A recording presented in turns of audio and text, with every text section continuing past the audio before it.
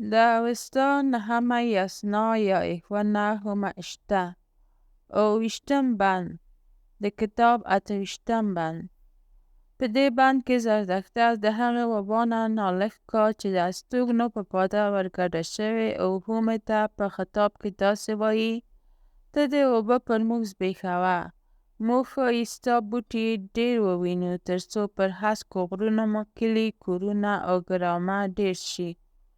ګرامه د آریایي ټولنو د یوې برخې نوم دی، لکه کلی چې تر ننه په نورستاني ژبه کې مستعمل دی او ښایي د ډېرو غواوو او رمو لرونکو استوګنې ټولنې ته به ویل کېدل. او ادامه ورکوي: نو تا به موږ وو، زموږ غوره ډېره وه، پاده مو وه، یعنې د څو غواوې مو وې، خو کله چې وبا پرې ولګېده او ناروغه شوې نو وسکونډل شوې، په سکېندو او په نالښت شوې، زموږ کرښنه هم خرابه شوه او اوس ښه حاصل نه لري. د اوویشتم بند د کتاب اته‌ویشتم بند د پارسي ترجمه سر په کتاب کې: دور ببر، یعنی دور کن از ما کینه کینه‌وران را، دور ببر خشمگینان را، هر کی از مردم که در این ویس یعنی دهکده، که در این زند یعنی آستان، دهیو او څو نور تکراري خیالي کرښې. د څو کلمو لوست په پښتو غږونه. اول: پاده و. په کتاب کې مشخصه معنا نشته، یوازې پاد یې پا معنا کړی، خو ما که څه هم په لاتین لیک کې د ډي یا دال په ځای کې د زال غږ لرونکی حرف راوړل شوی و، هغه پاده و د پاده و یعنی د غاو گله و لهجوي شکل ولوست. پاده و. پارسی: گاوها بود، گله گاوها بود. دوهم: ورنوزی. کتاب کې معنا لیکلې مسدود کن، ببند، خو ما بیا هم د هغه لاتین حرف سره چې د زال غږ لري او ما دلته د ډي یا دال په ډول لیکلی ولوستل. ورنوزي، د ورنوزي، ورڅخه وځي لهجوي بڼه. پارسی: ازش می‌براید، بیرون می‌شود ازش.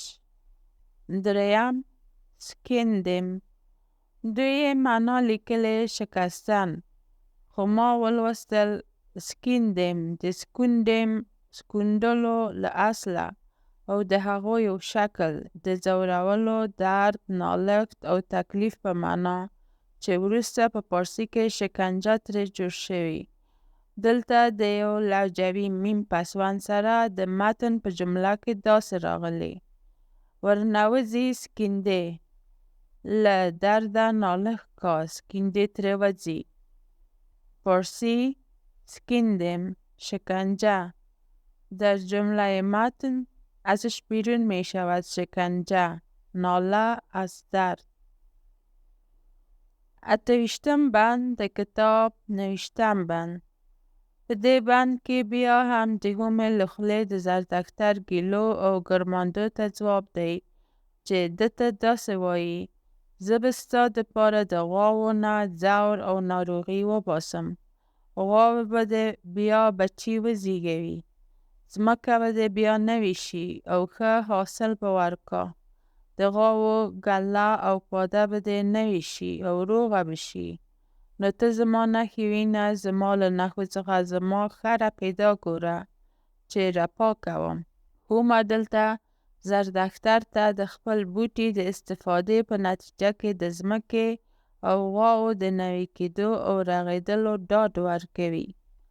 د اته‌ویشتم بند د کتاب نویشتم بند پارسی ترجمه په کتاب کې: با دو پا متواناد، با دو دست متواناد، زمین را مبیناد با دو چشم، گاو را مبیناد با دو چشم، کسی که کینه ورزد منش ما را، کسی که کینه ورزد یعنی آزار رساند پیکر ما را.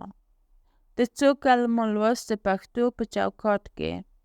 زبرت بیا په کتاب کې معنا ورته مشخصه نشته خو یوازې زبرتې ته یې کج رفتن اصطلاح برای موجودات اهریمنی لیکلی خو ما د دویم حرف ب یا بی په تغییر واو غږ ته زورت بیا ولوست د زور ترې بیا زور ترې یوړ لهجوي بڼه یعنی روغ کول پارسی جور ازش برد جور ازش ببرد صحت بخشیدن دوهم اشی بیا کتاب کې یوازې د اش معنا لیکلی چشم خو ما ټوله کلمه پښتو کې ولوسته اشی بیا بیا به وشي دلته د بیا کلمه د تکرار په مفهوم راغلی خو د بند مخکنی ترکیبي کلمې